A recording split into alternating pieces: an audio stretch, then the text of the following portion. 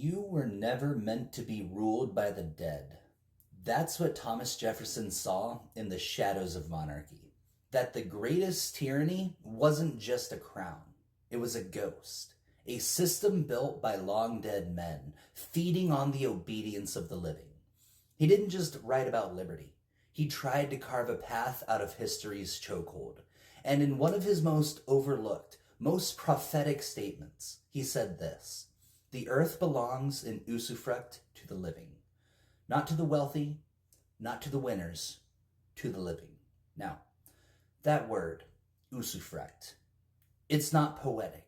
It's legal, cold, technical, but inside it is a fire that could rebuild the world.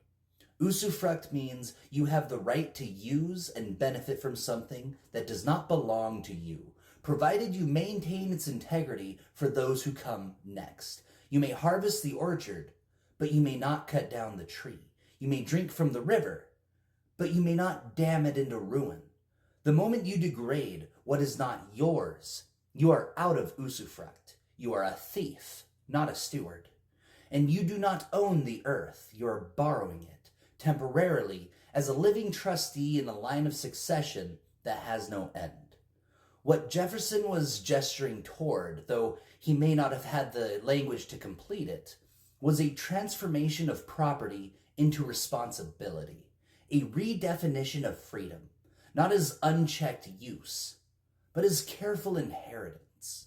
Enlightenment didn't just mean liberation from kings. It meant awakening into stewardship, the idea that reason was not the tool of conquest, but of care, that truth was not a weapon, but a guide, that to be enlightened was to act not just for yourself, but as yourself in the future. And here's where the old project stalled. It unchained the present from the past, but never taught the present to love the future. It gave us liberty, but not lineage. And that's where the new Enlightenment begins. Because usufruct isn't just legal stewardship. It's civilizational ancestorship. It demands a time horizon longer than your lifespan, longer than your term in office, longer than the news cycle. It demands you ask, not what can I get away with today, but what will this choice mean for the people who don't exist yet? Imagine structuring your economy on that, your infrastructure, your energy systems, your housing, your laws. Imagine designing a civilization where every decision had to survive not just public opinion, but the judgment of your unborn descendants. That's the essence of what we must call the seventh generation principle. Let's define it here clearly within the Enlightenment lineage. It is the doctrine that no decision is just, no policy is rational, and no right is legitimate unless it can be justified in the eyes of those 7 generations down the line. If we say a generation is roughly 20 years, that means every action today must withstand the scrutiny of people living 140 years from now. That's not mysticism. That's continuity. That's systems thinking across time. And it is perfectly compatible with the Enlightenment. Because when Jefferson said, "The earth belongs to the living," what he was doing was clearing the ground. But it falls to us to build the foundation, to universalize that insight, not into ownership, but into stewardship that thinks like an ancestor. The Enlightenment taught us to question authority. Now, it must teach us to become worthy of authority ourselves. Because what is a just society, if not a place where the unborn are safe from the mistakes of the powerful? What is a republic, if not a compact between the living and the yet to live? And what is liberty, if it only survives for one generation? If we do not act like ancestors, we are not free people. We are addicts of the present, feeding on the remains of the future, and the bill is coming due. The atmosphere is a ledger. The soil is a ledger.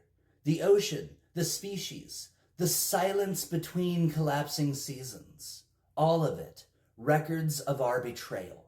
And yet, usufruct remains. Buried in our legal traditions, whispered in our founding words. The truth has not vanished. It has only been neglected. So now we write forward. Every policy must pass the test of usufruct. Not just what serves the present, but what preserves the possibility of the future.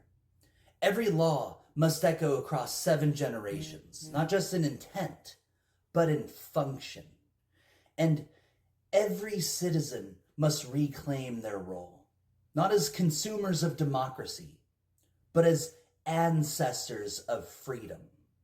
This is Enlightenment reborn, not as rebellion, but as responsibility.